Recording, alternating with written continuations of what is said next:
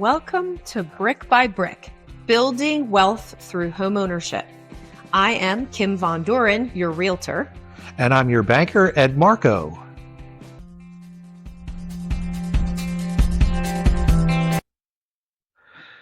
So we're going to do a short episode on investing. Yes. We'll come back to this way in depth at a later date, or maybe all the different kinds of investing. But I think today we're just going to touch on investing, what it's like to do it, how to get started if you're going to get started, what you can expect as you're going through it. And our own personal experiences around it. Absolutely, yeah. So first off, you still have investment property. You're still a landlord. What drew you to doing that? What do you find that you like about it, and maybe what don't you like about it? The real estate industry and property is something I'm attracted to naturally. That's just, I love, one of the things I really love is a before and after. Like I love a makeover, right? Whether it's a house or a person, I love a makeover.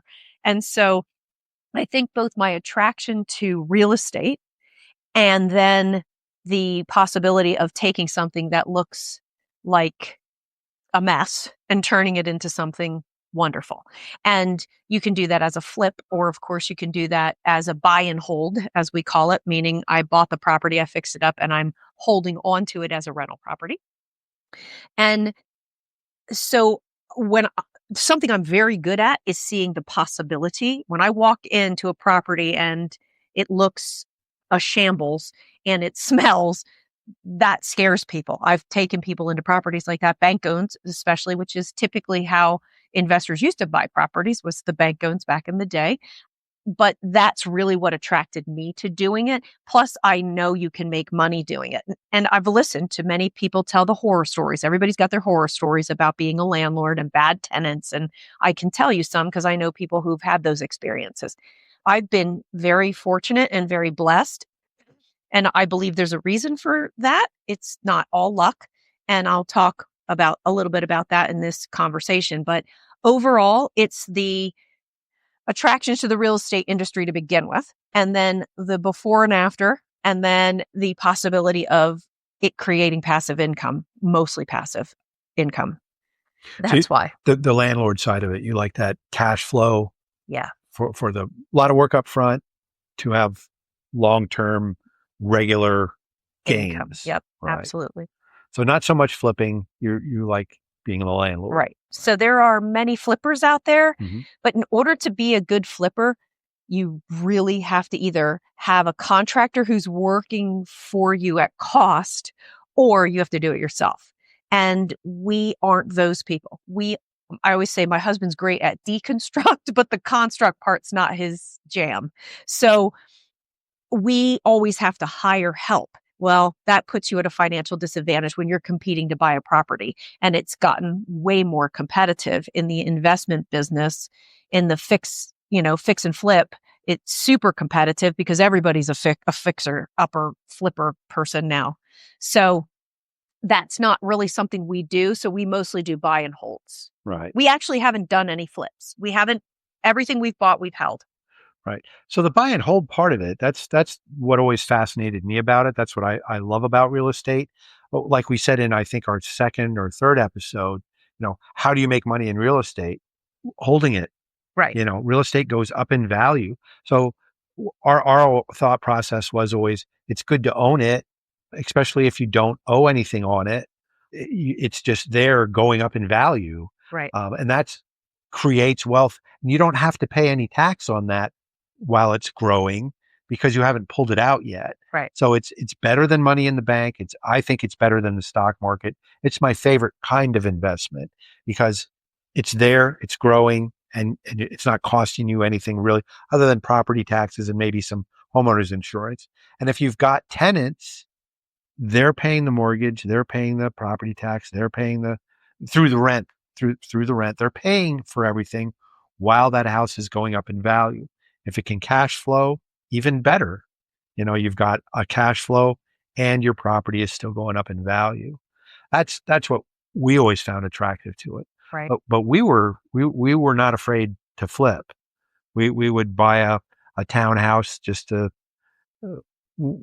regular, townhouse in the area that was kind of sad. It wasn't like it was a decrepit thing. We weren't that handy, but we can put in floors. We can put in cabinets. We can put in countertops. We can do light plumbing. We can do electrical. We can do those things. My wife and I are very good at it. I also have a crafty kid, and she'll help. And that helps a lot too, is if you're going to be flipping, if somebody in the relationship has what they call a good eye, they can look at a room and say, okay, this room would look great in these colors, come up with a palette so that the house matches when you're done. But just being able to paint, do minor repairs, like I said, light plumbing, all those kind of things. If you can do that yourself, you're going to save tens upon tens of thousands of dollars on every flip, and that becomes profit.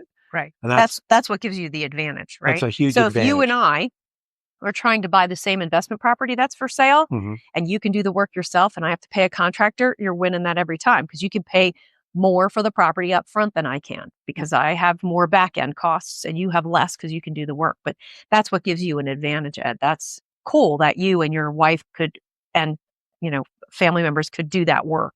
Yeah. I wish that were our case. Yeah. So but you can do it the other way with contractors and still be successful. You just really have to be careful, watch what they're doing, make sure that you've got a good contractor. We are blessed. I got a family member that can do tile work and understands, all that kind of plumbing, bathroom, and kitchen stuff. Having somebody in the family that's a bathroom and kitchen person, big deal. Absolutely. Big deal. The only thing we ever have to pay anybody to do is roofing. And only because I don't like to go up high. That's just me. Me either. And I don't know what I'm doing. So, right. Not liking to go up there and also not knowing what I'm doing, and that's a big part of success in life in general, is knowing what you don't know. Don't try to be a know-it-all. Understand when it's time to pay somebody to do something. Amen. You will save yourself a lot of money not having to pay for it twice when you do look at a project and say, too much for me, gotta call a pro. And as a real estate agent, you learn quickly who the good flippers are in your area. Yes. You walk in and you're like, oh no. Right. Yeah. I so-and-so did this flip. And then there was another gentleman in the area who did flips. And his agent got to the point where he would say in the remarks, this is a so-and-so's flip. And you knew it was just done to perfection. And that's the kind of property I want to have one of my buyers buy for sure. Absolutely. Yeah. So here's an interesting thing that just happened to me over the weekend. So I'm going to date this podcast for a second, but there's a lot of tariffs going on at the moment. And the stock market is not particularly doing well. And so I spoke with someone over the weekend who was complaining about the fact that they've lost hundreds of thousands of dollars in their retirement fund. They were thinking of retiring shortly, and now, based on today's projection, that doesn't look like a possibility for them. So they're a little shocked and dismayed. And I said, it's the first moment in my life where I am so grateful that all of my assets have a front door. Right. Because this stock market does not affect how much my assets are worth. Right. Because they're property and not stocks. Right. Very, very rarely do property values go down. They might get stagnant for a while.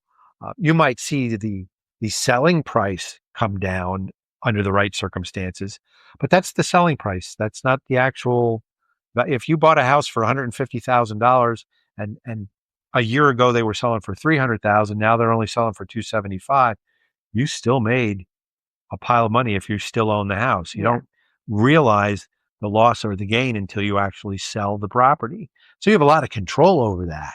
Right. If the market is flat or not, there's no movement, you just continue renting. Right. If the market is gone through the roof and you think it's time to sell, then you can sell, and great. You did great.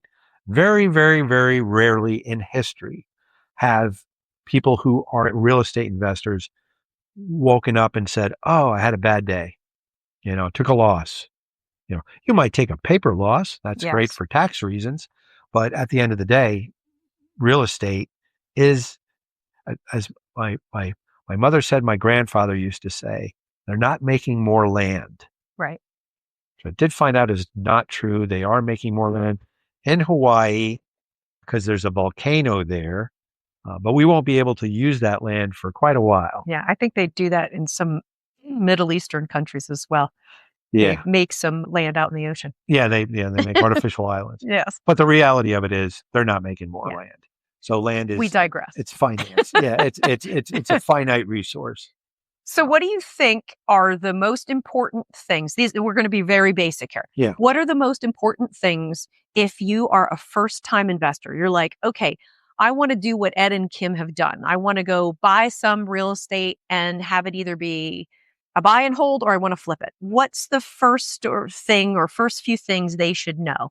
Okay. So the first thing you need to know is you're going to try to do something that is daring and risky and Scary. scary I get scared every time I do it still, and I own multiple properties. and may make you a little bit wealthy. So if you talk to all your friends and family about it, they're probably going to talk you out of it. So once you make up your mind that you want to do a thing, forget about the rest of the world and just do it. That's the first thing you need to do is you get a mindset that this is what you're going to do. And it's really not, you need to know it's really not scary and it's really not all that risky either. So as the first time we did this, we made sure that the property that we bought, even if we didn't rent it, we could afford to pay the mortgage so that we would never get ourselves in a bind if we couldn't get a tenant. So you want to start small and build from there. Get a property, do whatever work you need to do on it, get it done and get it rented as soon as you can. Make sure that you vet your tenants to the best of your ability. If it makes sense to hire a property manager to do that, I would recommend you do that. We never did that. We were our own property managers, but I did have the ability to check people's credit and things like that, which gave me a decided advantage over the average person that's doing this. So you definitely want to, it's very important to get a good tenant. Once you have a good tenant, you want to keep that good tenant. So don't be crazy with raising your rent every year. If the tenant is paying their rent and you can afford to allow them to stay there, probably it's best to let that sleeping dog lie. And then those are my big pieces of advice. What do you think? So I think probably the question I had until I did it, the question that kept coming up for me is, where am I getting this money? Where am I getting this money? Where am I getting this money? Yeah. That was the question. Yeah. I didn't personally own a home right away, even of my own, right? And so let me just skip a little bit ahead here. When we did buy our first investment property, by the way, there is an investment property we purchased that was a disaster, and that's a whole podcast for itself some other time. But we will skip that one and move ahead to, we didn't allow that to stop us. And when we actually did it the right way, what we did was my husband and I each had a little bit of money, but it still probably wasn't enough. So we found partners that we did it with. Mhm. Now, what I would say about that is that everyone that has had a partner will dissuade you around doing it. But what I do and what I like to do in general is I like all my agreements to be upfront and in writing. Even if we're best friends, it doesn't matter. Yeah. Let's just have our agreements in writing. That way, no one's confused about what the other person said. But the other piece is choose somebody who you have a comparable value system with. That's very important. Yeah. And then you'll be able to navigate some of the worst of the moments and the best of the moments. And so that is what we did initially. We had partners and we had enough money that we could buy the property and then we could fix it up and then we could get it rented. And we did that without a mortgage. So we did that cash. Now that was back in the day when you could buy a house for $42,000, $52,000. Yeah. It used to be a different world in investing. Investing has changed dramatically. I personally feel it's gotten a lot more challenging, partly because everybody and their brother is a flipper now. Right. Right. Well, everybody wants to be either a Yeah. flipper or a Yes. landlord. And they're trying. Right. And that situation creates a ton of people, bidding on one investment property that comes on the market. Now there's 10 investors trying to buy this one property because there's just not that many anymore. Right. But, as foreclosures go up, those properties become more available. And abandonments and things like that. Yes. Yeah. So they're out there if you know where to look for them. That's another thing that I really recommend to people, particularly when you're first doing this. You want to own stuff that's near you, that you understand. Yes. If you live in a town and you understand how that town is and where the good areas are in town, where the less than good areas are in town, you'll have a good idea of where you can and can't buy and where you can and can't buy something that you can rent. If you don't know, if you're taking the advice of a real estate agent 3 towns over, they may or may not have your best interest at heart. So I really recommend at the not even at always invest in an area that you understand. Yeah, that was our mistake, right? The first disastrous investment that we did was outside of the state, and that was a mistake. So Right, real hard to manage. Right, you need to know your market. Yeah. The bulk of my investment properties are in the town I grew up in. Yeah. Right. Yeah. Because I know that market. I know those houses. Now, our business partners didn't know the town as well as I did. And so, what's a preferential street versus this other street, that is just a matter of having grown up there. Right. So in regards to a real estate agent, I would say if you're going to use a real estate agent to buy investment properties, choose a real estate agent that has experience with investors or is an investor themselves. Now, in your mind, you may think, well, now I might be competing against my actual agent. Well, if your agent has a moral compass, you won't be competing against them. But you should choose an agent that understands investing if you're going to choose a real estate agent to buy investment properties. Yeah, it is a different animal. Primary residence is not the same as investment real estate. It's a completely different beast. It walks different. It talks different. It funds different. It lends different. That's another really big thing is you need to develop relationships with lenders. And I caution everybody, I have a lot of folks that come to me for investment lending, and I help them every way that I possibly can. But one of the things that I tell each and every one of them is, I would like to be your primary source. That's how I make a living, is lending money. But you need to have more than just me. So you want to have a bank lender, maybe 2 bank lenders that you develop a relationship with, a credit union. Sometimes credit unions are better than banks and the other way around. And then it's always a good idea to get involved with a group of like-minded people that are investing as well. These groups are fairly easy to find, and they will have access or introduce you to what are called private money lenders. And private money lenders are a great way to get money to purchase something quickly that you're going to refinance through a regular lender later. They'll charge a higher interest rate. They might charge a fee for the use of the money, but they will allow you to move fast. And in investment real estate, speed is a big factor, being able to move fast. Absolutely. Also, if you have equity in your home, you can, leverage that. Talk to your bank about getting a home equity line of credit and how a home equity, we'll do a whole episode on how a home equity line of credit works and why it's your best friend. Right. This is the origin podcast, right? Is using your home to start to build your wealth, right? Exactly. And that usually begins with a line of credit. Right. That's your best asset. So you want to use that, right? As to the best of its ability. So from a fix and flip perspective, which you have done, that nets you a big pile of money versus the consistent smaller amount of money every single month in a buy and hold. So what did you ever do a fix and flip and then use it to buy another property? Well, so that's exactly what you do.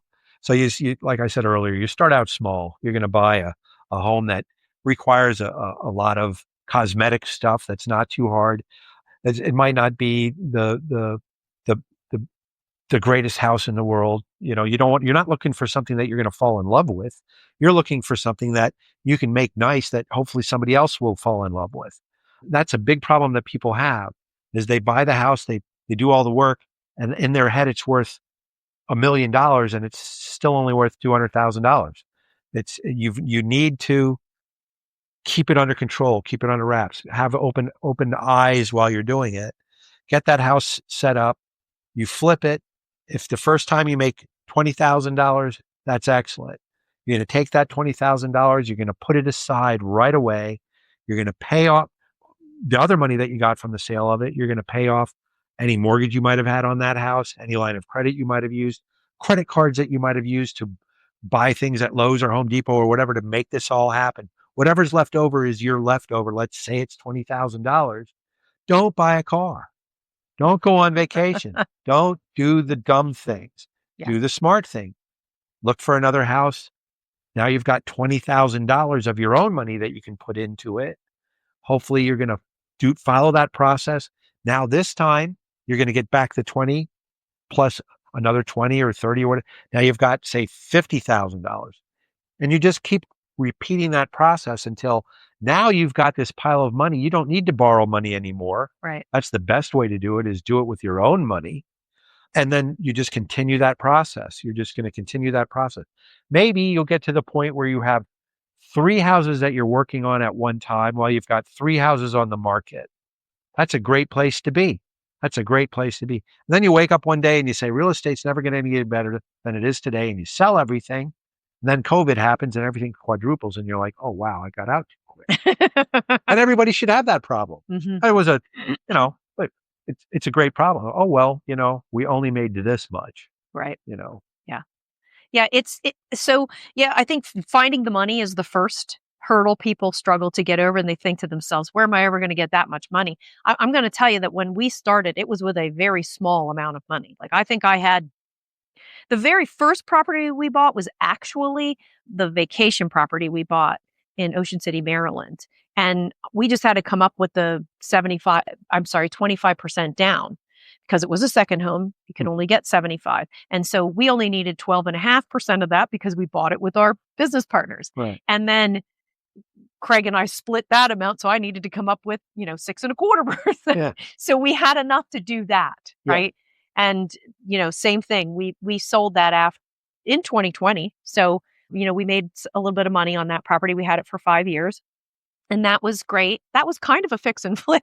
It was a buy and hold. We held it. We did rent it. Yeah. So I do have experience also with a vacation rental, which was an interesting experience because that's a weekly rental instead of monthly. And it's, 10 times the amount of work for sure. And also it was 3.5 hours from my house. Very difficult to manage on your own. You should really have a property manager if you choose to do something that's so far away. But yeah, so getting over the hurdle of the money, you have to be creative in the beginning sometimes. Mm-hmm. And that's okay. You just got to get yourself started. And then after you have your first success, you feel like, oh, I can do this. Right. And then you want to do another one. Right. Yeah. But just like everything else, though, it requires discipline and planning. Mm-hmm. You need to be thoughtful about what you're doing. Make sure that you're doing this with the right people. Mm-hmm. Make sure you understand what you're doing. And then, like the sneaker people say, just do it. Yeah. Yeah, you do have to just do it. And there is an enormous amount that goes into actually doing it that we aren't touching on. And we'll come back again. I know that we say this in a lot of podcasts, but we'll talk about, in more detail. We'll do okay, we're going to go buy an investment property. We can walk people through the steps of that. What would we do? I mean, we can do a mock-up one where you and I do it at, okay, how much money can you bring? How much money can you bring? Okay, this is how much we have, where we want to buy it, and we don't need to say a town or anything, but we could say, well, we want it to be in this kind of a neighborhood, or we want a school to be close by, or all of these things. And so we'll do that where we get into much greater detail about how we would walk through the process. Does that sound cool? Absolutely. I think what we'll do is this will be the next 3 podcasts. First one we're going to talk about is how you get to the money that's in your house so that you can put it to work for you. Perfect. And then the next one will be about how to buy a rental property. And then the one after that will be how to flip a house. Perfect.